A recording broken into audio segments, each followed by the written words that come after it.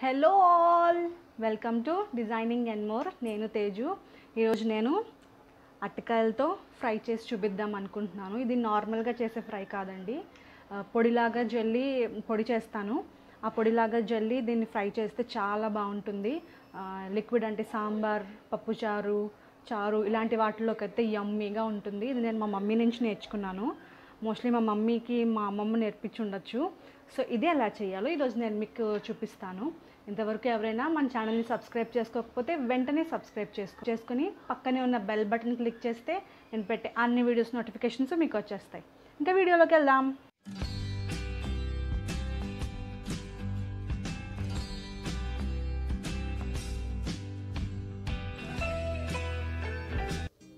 So first బాండి పెట్టేసుకున్నాను.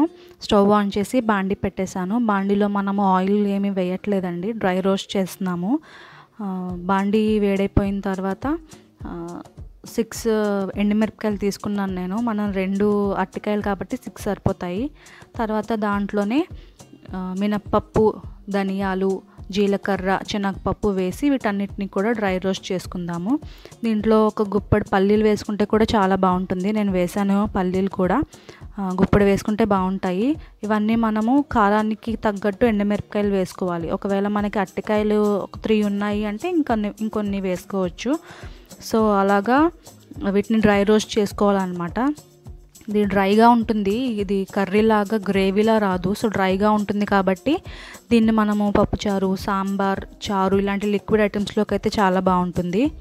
మనకి ఇది వేగిపోయినట్టు ఎలా తెలుస్తుందంటే మంచి స్మెల్ వస్తుంది అనమాట. అరోమా వేగినప్పుడు వస్తుంది, మనకి తెలుస్తుంది అనమాట.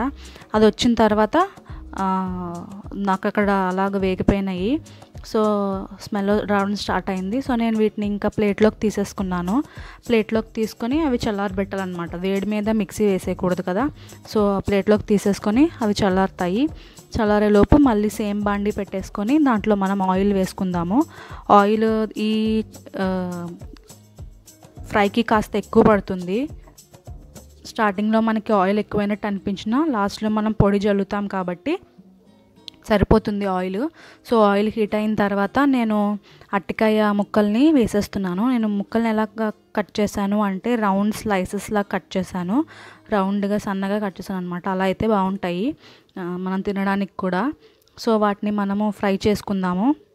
బాగా ఫ్రై అయిపోతే నచ్చుతుంది అంటే బాగా ఫ్రై చేసేసుకోవచ్చు, లేదంటే లైట్గా ఫ్రై అయితే సరిపోతుంది. నేను సార్ట్ చేస్తున్నాను ఒకసారి.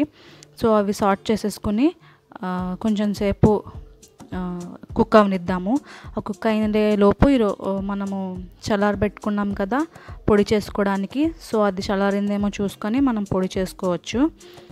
వీటిని మనం బాగా ఎక్కువ వేపేసినా సరే చిప్స్ లాగా అయిపోతాయి అన్నమాట. సో మీడియంగా చేసుకుంటేనే బాగుంటాయి. ఈలోపు మనం మిక్సీ పట్టుకుందాము. మిక్సీ జార్లోకి తీసేసుకున్నాను నేను దాన్ని.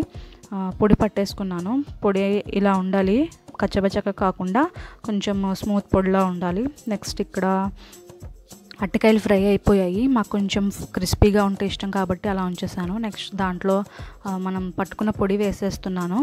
పొడి మొత్తం వేసేసి దాని తర్వాత కొంచెం సాల్ట్ కూడా వేయాలి. మనం సాల్ట్ వేయలేదు కదా దాంట్లో. సో కొంచెం సాల్ట్ వేసేసి సార్ట్ చేసుకోవచ్చు. మనకి కొంచెం గ్రేవీలా కావాలి అంటే ఇలా తీసేసుకోవచ్చు, లేదు కొంచెం డ్రైగా క్రిస్పీగా కావాలి అంటే కాస్త వేగనిస్తే కొంచెం క్రిస్పీగా అవుతాయి. మరీ వేగిపోయినా చేదొచ్చేస్తాయి. సో అది అయిపోయిన తర్వాత నేను దాన్ని ఇంకా డిష్ అవుట్ చేసేసుకున్నాను. మనకి పప్పుచారు అలాంటి వాటిలోకి అయితే చాలా బాగుంటాయి. వీడియో నచ్చితే లైక్ చేయడం మర్చిపోవద్దు, మన ఛానల్కి సబ్స్క్రైబ్ చేయడం కూడా మర్చిపోవద్దు.